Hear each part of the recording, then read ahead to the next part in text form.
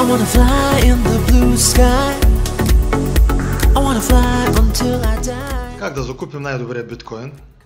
Или откъде се добием с него? Има няколко варианта. Аз ще ви ги разработя, ще ви кажа аз кои използвам. Вие сами ще прецените кое за вас работи най-добре.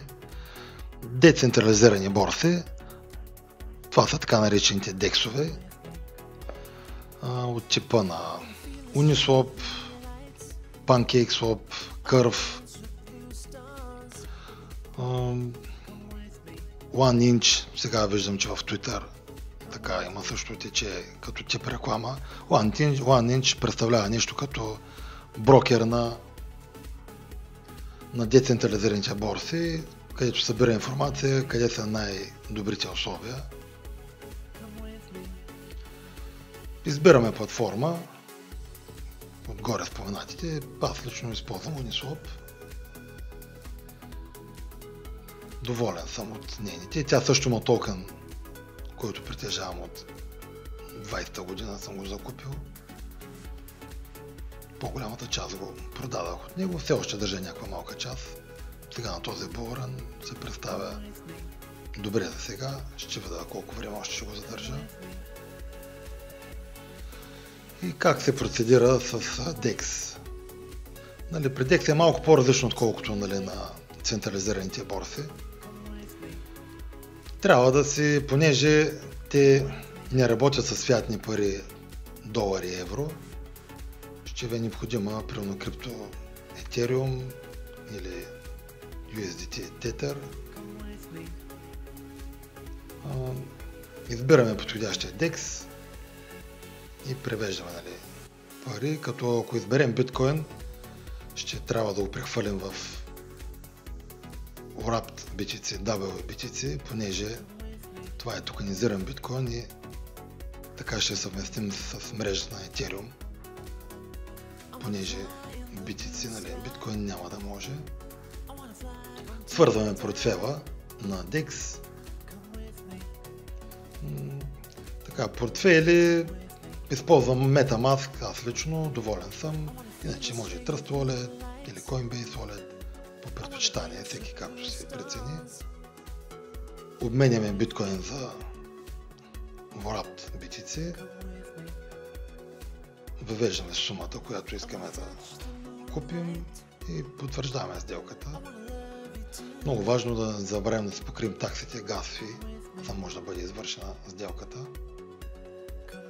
И вече след като сме закупили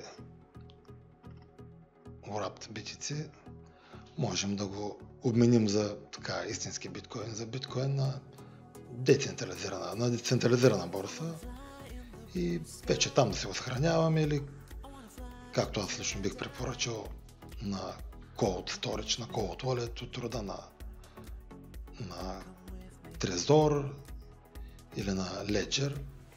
Но това ще го засегна в друга тема в детайли, понеже това е едно от най-важните неща. Сега, децентрализиран DEX има някои плюсове, има и някои минуси, естествено. Основният минус на DEX е, че няма централен орган и посредници. Потребителите имат пълен контрол на средствата си, но при някоя грешка ние ще заплатим скъпо за това, защото може да не можем да си върнем парите или криптото, което сме превели. Необратимо е. Няма телефон, на който да вдигнем, да кажем: мало DEX ли, върнете ми обратно парите. Сигурност е на много високо ниво. Платформата не съхранява вашите средства, лични данни, което намалява риска от атаки или хакерски атаки. Друго много важно, може би от най-важните неща, е анонимност. Няма KYC, проверка за самоличност. Също и не на последно място, DEX често предлагат много по-голям избор от криптовалути, които не могат да бъдат открити на централизираните борси. Това са малки токени, които са в на initial coin offering ситуацията и могат да бъдат открити в много начален етап, на стартиращи на стартъпи, което съответно е много рисково, защото много от тях умират още до първите няколко месеца. Или сега последно, както е на Solana, са много популярни, са няколко хиляди криптовалути, които се правят на дневна база и съответно много от тях не оцеляват повече от няколко месеца. Така, да се върнем, да отидем сега на недостатъците. Труден за начинаещи, не е препоръчително за начинаещи. Интерфейсът и процесът не са препоръчителни за нови потребители, понеже нямат уменията и могат да сгрешат някъде. Тук, както казахме, няма връщане назад, процесът е необратим.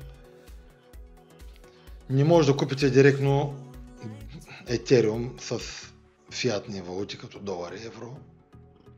Не може директно с кредитна карта, PayPal или банков трансфер. Много често някои дексове имат ниска ликвидност, което може да доведе практически до по-лоши курсове на обмяна.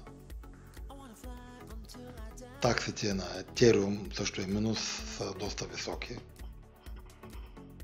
И както казах, при грешка няма посредник, към който да се обърнем.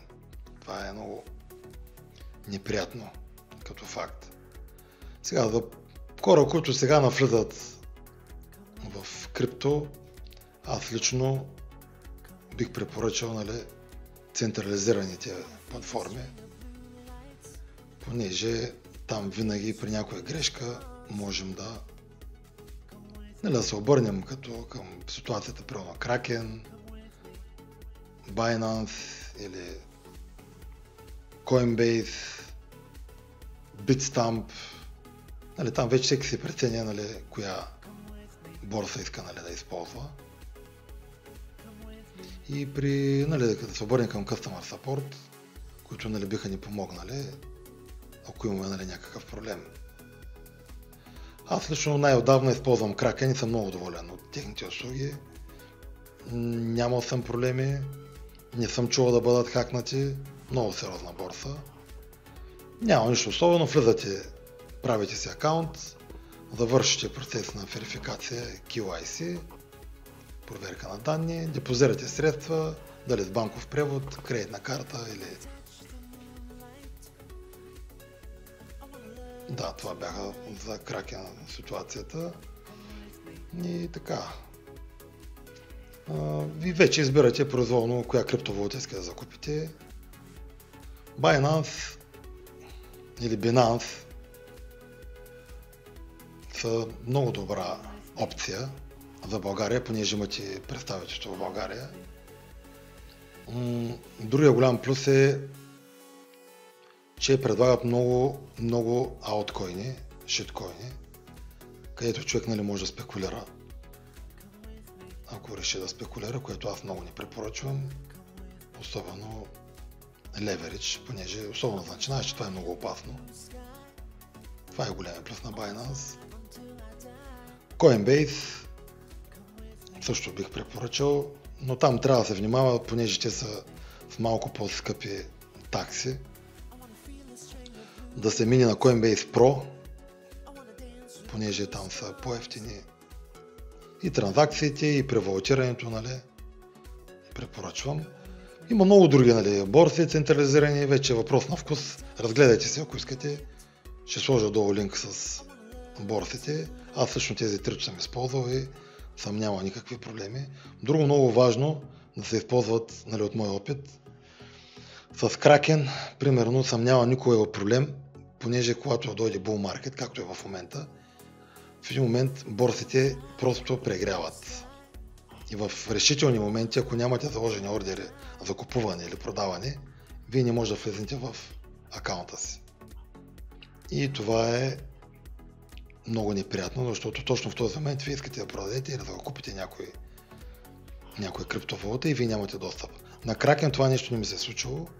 Сега не искам да правя лоша реклама на Binance, но буквално преди 2 дена влизах да правя някакви покупки, продажби и 2 часа аз нямах достъп на Binance страницата, което беше много неприятно и минах на Kraken. Там може да е било инцидент, но това е моят опит, който мога да споделя. В друго видео ще засегна така в детайли, може би други борси или как конкретно се прави регистрацията. Няма нещо сложно. Ако имате някакви въпроси, винаги може да ги зададете долу под видеото и ще ви отговоря при първа възможност.